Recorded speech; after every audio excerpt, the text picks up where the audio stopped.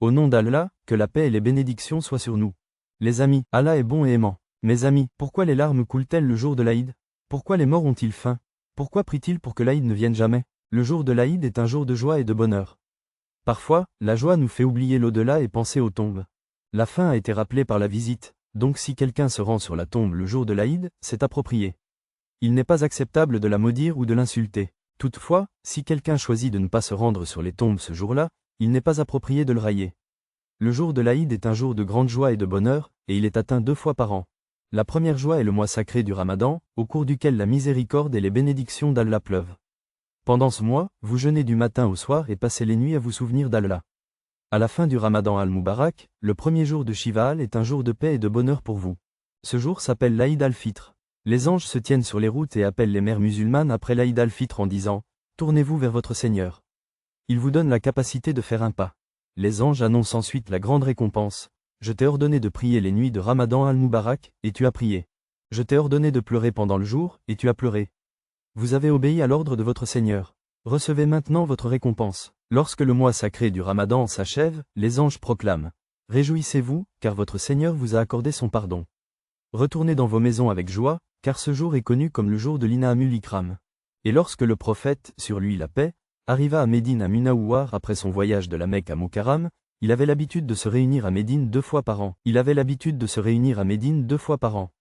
Agda, sur lui la paix, demanda alors à Nedriya ce que c'était, et elle répondit « Au Rasulallah, sur lui la paix. » Valam croyait qu'en Iliyat, nous nous réjouissons de ces 2 choses.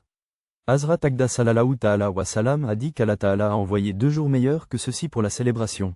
L'un est l'Aïd al-Fitr et l'autre l'Aïd al-Adha.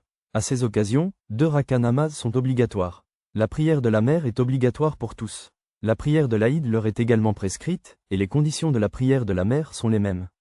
Ils font également la prière de l'Aïd, mais à cette occasion, la khutba du nama est lue après le nama. Lire et écouter la khutba est une sunna muqaddar.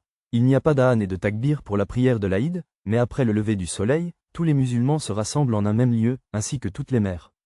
L'imam leur enseigne alors 2 rakas nama. Dans chaque rakaat, 3 takbirs sont récités.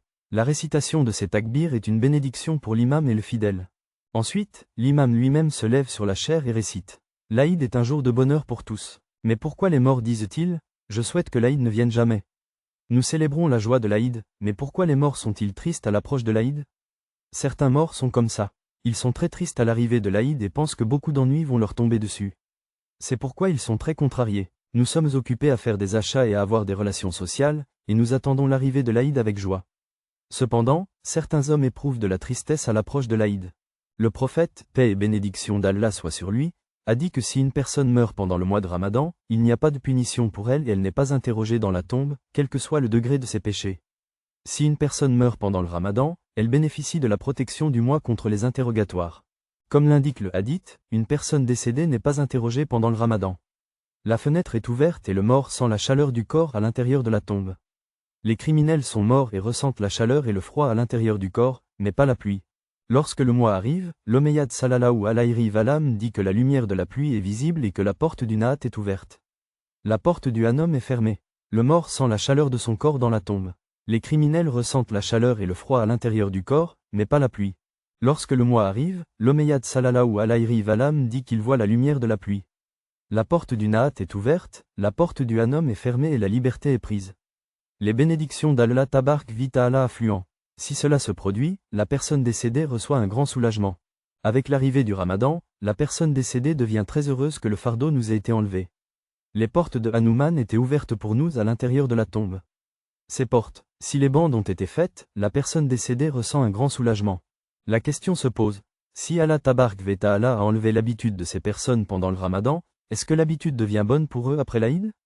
Chers amis, certaines personnes décédées sont ainsi, sur lesquelles l'habitude ne devient pas bonne, mais il y a beaucoup de ces personnes décédées, sur lesquelles l'habitude du Ramadan n'est pas formée le jour de l'Aïd lui-même. Dès que le mois se termine, l'habitude reprend, et ces personnes restent dans la tombe. Ils deviennent des dévots et leurs corps deviennent célèbres dans le futur. Il est clair que selon la Qula, si une personne meurt pendant le mois de Ramadan, elle ne sera pas interrogée dans la tombe. De même, si Allah vous retire du dessus de quelqu'un, il peut vous ramener dans la tombe pendant ces mois.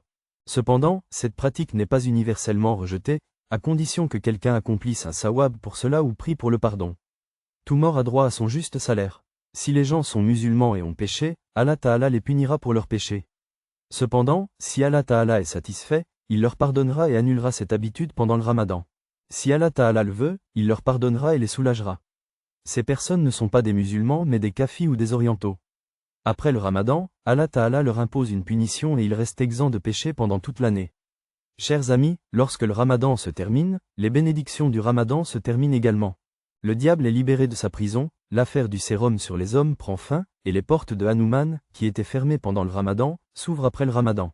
Allah, Tabarak vi Ta'ala, est la porte du Naat. Le groupe donne une forme, et les hommes comprennent l'idée. Grâce à tous ces boutons, nous savons que Rama arrive, et que l'Aïd est comme ça. Après cela, la paix reviendra sur nous. Le Ramadan entier est l'Aïd pour les défunts parce qu'il n'y a plus personne pour eux. Nous prions Allah Rabbul Alamin de nous pardonner dans le dernier refuge du Ramadan. Nous devons prier pour nos défunts.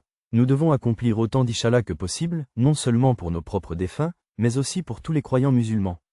Nous devons prier pour leur pardon et leur donner la salat. Chers amis, nous savons tous que nous devons accomplir toutes ces tâches.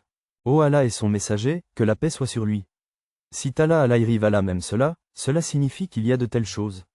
C'est la sunna, mais il est nécessaire pour nous de faire cela afin que nous obtenions plus de récompenses. L'Aïd al-Adha approche. Nous allons vous dire ce qu'il faut faire ce jour-là. Tout d'abord, nettoyez-vous et portez des vêtements neufs. Ensuite, asseyez-vous sur l'idole. Ensuite, faites la prière de l'Aïd al-Adha et récitez le takbir. Après cela, revenez de la prière et offrez un sacrifice. Enfin, divisez-le en 3 parties. Donnez la première partie aux pauvres, la deuxième à vos voisins et à votre famille, et la troisième à votre maison. Dites, Eid al-Adha Moubarak, à tout le monde. Souhaitez Moubarak à l'occasion de l'Aïd al-Adha. Donnez Moubarak aux pauvres en argent, en vêtements, en nourriture et en boissons. Faites des cadeaux aux pauvres. Rendez visite à vos voisins et à vos proches et invitez-les chez vous. Partagez votre amour avec des groupes d'amis. Faites ces 8 choses le jour de Bakrid. Si vous avez aimé la vidéo, aimez-la à chaque fois et partagez-la avec vos amis. Nous nous retrouverons dans la prochaine vidéo. Assalamu alaikum Allah.